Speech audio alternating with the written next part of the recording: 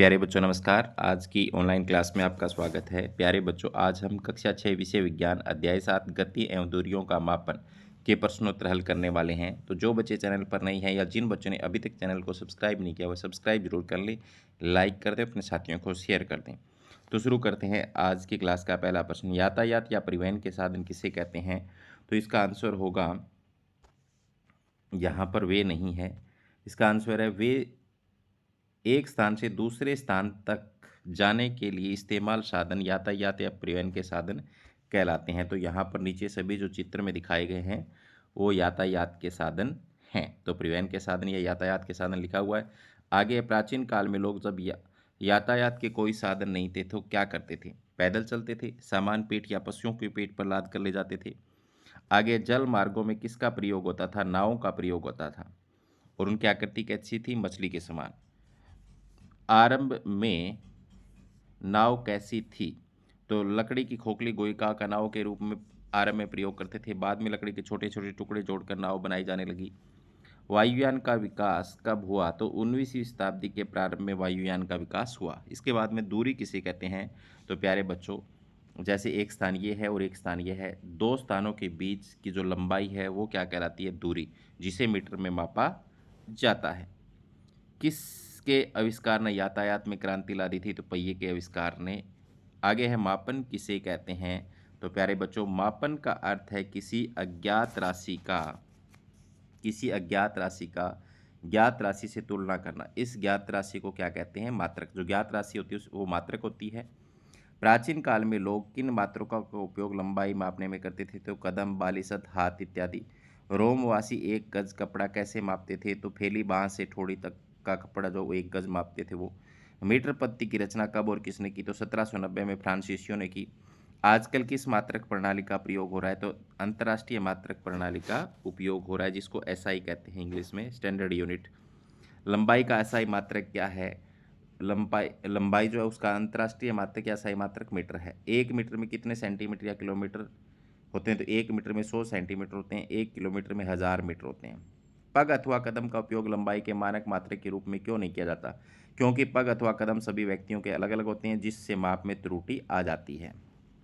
आगे है, वक्र रेखा की लंबाई माप सकते हैं?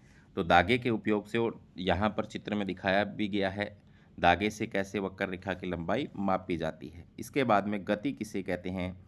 तो किसी वस्तु का समय के साथ स्थिति बदलना क्या कहलाता है? गति। तो गति कितने प्रकार की होती है? सरल रेखीय गति, वर्तुल गति, आवर्ती गति, घूर्णन गति। जो आपके पाठ में दी गई है वो मैंने यहाँ पर सारी लिख दी हैं। तो सबसे पहले सरल रेखीय गति किसे कहते हैं? तो किसी सरल रेखा के अनुदिश गति को सरल रेखीय गति कहते हैं। उदाहरण है, सीधी सड़क पर चलते वाहन, मार्च पास्ट करते सैनिक। तो यहाँ पर देखो, एक सीधी सड़क पर जो वाहन चल रहे हैं और जो सैनिक है वो मार्च पास्ट कर रहे हैं, ये सरल रेखीय गति के कुछ उदाहरण हैं। इसके बाद में वर्तुल गति किसे कहते हैं? जब कोई वस्तु वर्तीय पथ के अनुदिश गति करे तो वर्तुल गति कहलाती है। उदाहरण यहाँ पर देखो, पंखा है जो वर्तुल गति करता है, ये वात सूचक है, ये भी वर्तुल गति करता है। इसके बाद में है, आवर्ती गति किसे कहते हैं? जब कोई वस्तु निश्चित समय अंतराल के बाद अपनी गति को दोहराती है उसे आवर्ती गति कहते हैं। झूले की गति, घड़ी के लोलक की गति, ये क्या है? सब आवर्ती गति के उदाहरण हैं। इसके बाद में है, वायु, जल तथा थल पर उपयोग किए जाने वाले परिवहन के साधनों के प्रत्येक के दो दो उदाहरण दिए थे। तो वायु परिवहन के दो साधन हेलीकॉप्टर और हवाई जहाज। जल परिवहन के दो साधन नाव तथा पानी की जहाज। थल परिवहन के दो साधन रेलगाड़ी और बस।